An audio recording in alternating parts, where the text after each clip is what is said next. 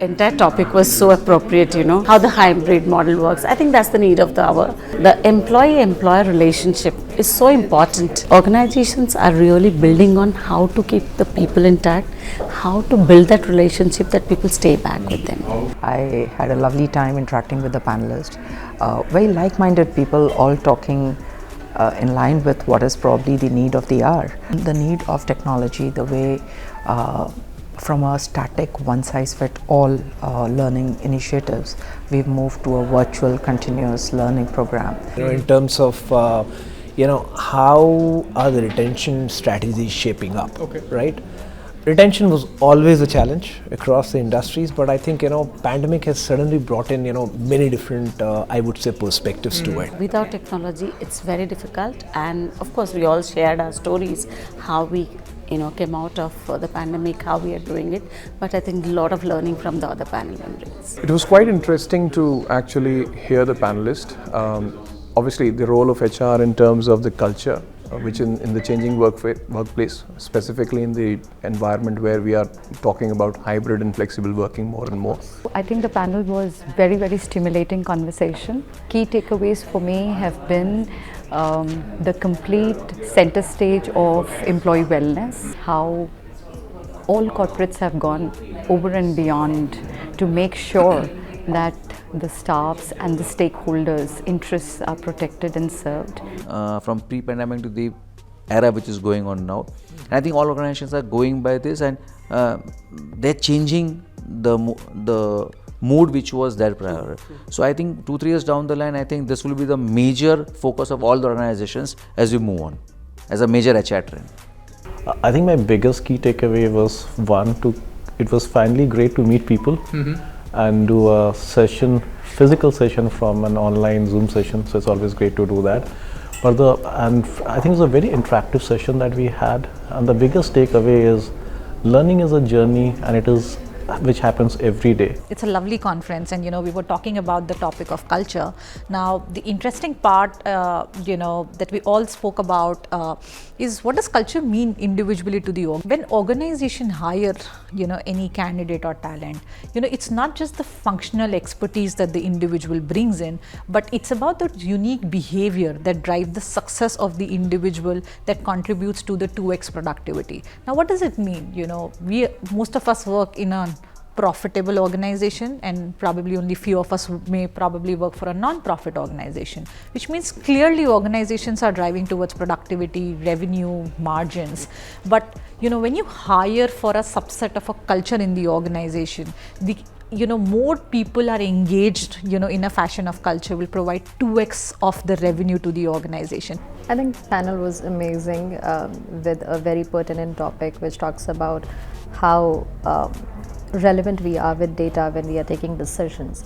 And we know data is everywhere. I mean, that's the base of every single decision, not only just professionally but personally as well.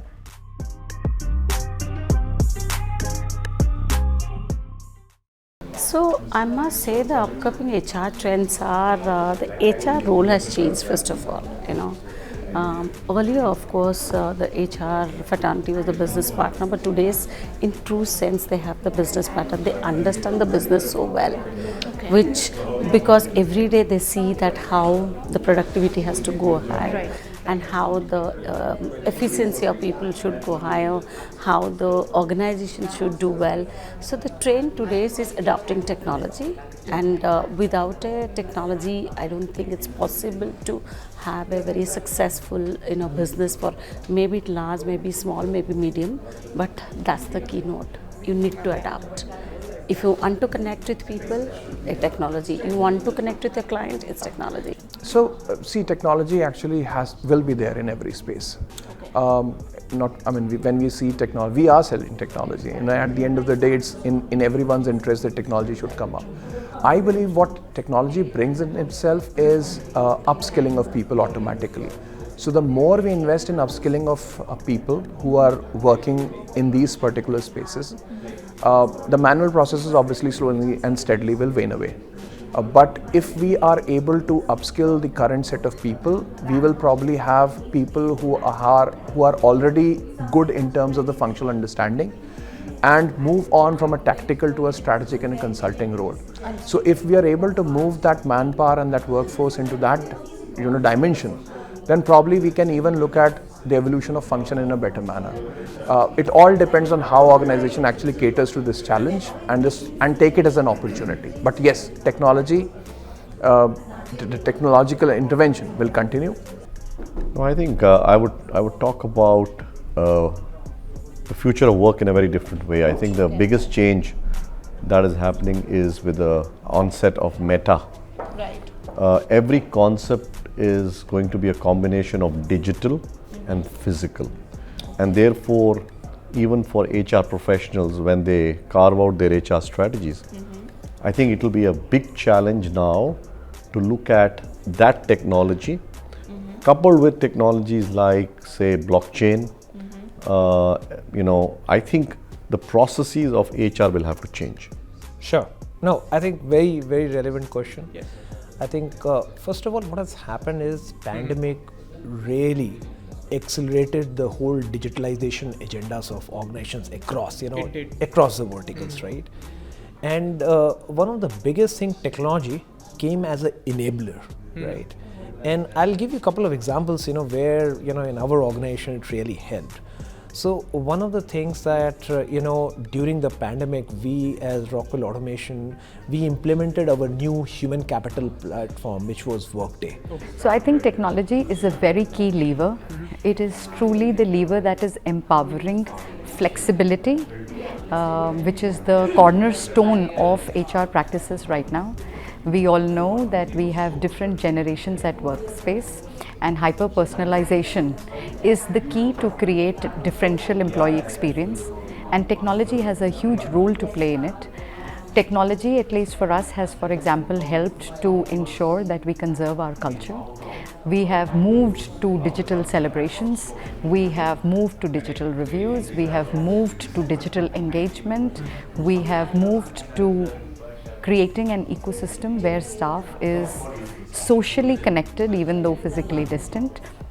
Yeah, I think what pandemic has done, and I think technology was not, it's not that we've never spoken about technology and HR coming together. What pandemic has really done is accelerated the need of the technology to probably multiple times than what the speed of adoption of technology was in HR. Now let me give you an example. We all heard about HR operations, where all the queries go to HR operations and solve for. What technology did was suddenly the chatbots were a lot more probably adopted to the organization. Virtual interviews, say for example, we used to always have physical interviews. At least 2 rounds, 3 rounds were physical, maybe 1 or 2 virtual was fine, at least in the technology organizations. But pandemic, what it did was suddenly everything was online. So the virtual adoption of interview process really happened, multiple, and adoption become much faster than what you would have.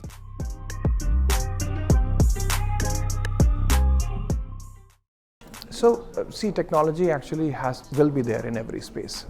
When we see technology, we are selling technology. At the end of the day, it's in everyone's interest that technology should come up. I believe what technology brings in itself is upskilling of people automatically.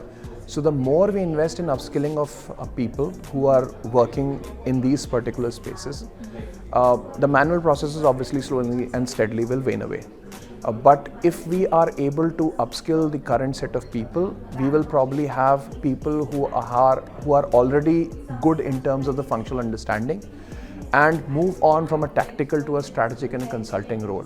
So if we are able to move that manpower and that workforce into that dimension, then probably we can even look at the evolution of function in a better manner.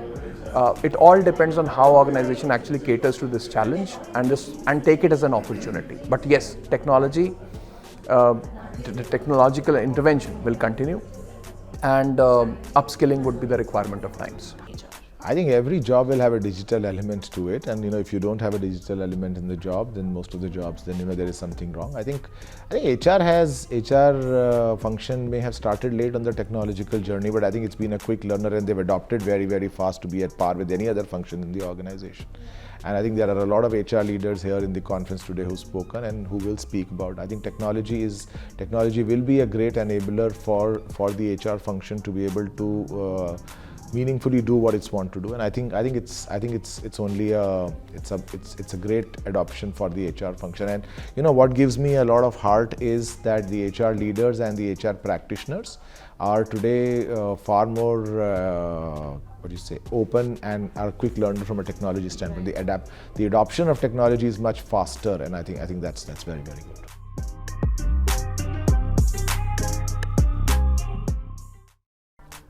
Very rightly already identified in the program today. Beyond this, now what we industry needs to look in is that there is a gap between the, I can say, people who are coming out or the veterans and the industry which already is looking for the values, the culture which I heard, the technology. So most likely I think we will be able to bridge this gap now having identified. And as you rightly brought out, the world is already aware of certain categories which are already emerging and people prefer. If you look at the world over, better companies, they already have a veteran outreach program. So they have already identified, I'll not like to name the companies here, which I know of. Yeah, because it will not be good for us. So they already have in their program that they will be reaching an objective or a milestone that these many hiring they will do, percentage hiring and all that. But it is not they are bounded ki they have to pick up, they will pick up with the right skill level so that their interests are also looked into. And the challenge which already our Honorable Prime Minister has also brought out is the Agniveer, which the Honorable Defence Minister has conveyed. So this industry has to understand, because they are also going to be available, the disciplined force, the well motivated, they will have a lot of skill levels, they'll be much younger than what the right now veterans are coming out. So both will be available to the industry, and industry must start looking for space, as brought out in the panel discussion also by us.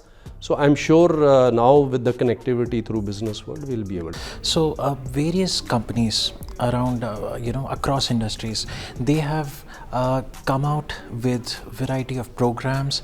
It may be the internship model. They may be hiring from one of the, the courses which are run, as DGR Major General Sharad Kapoor pointed out, that there are many courses sponsored by DGR which are happening at the top institutes, whether it be IITs or IIMs, and the corporates who are willing to hire veterans with some corporate knowledge or experience, they go to these colleges and they hire, sometimes they have their own programs for retraining or upskilling of veterans, and that gives some amount of time for both the company and the military veteran to settle down and understand the business requirements.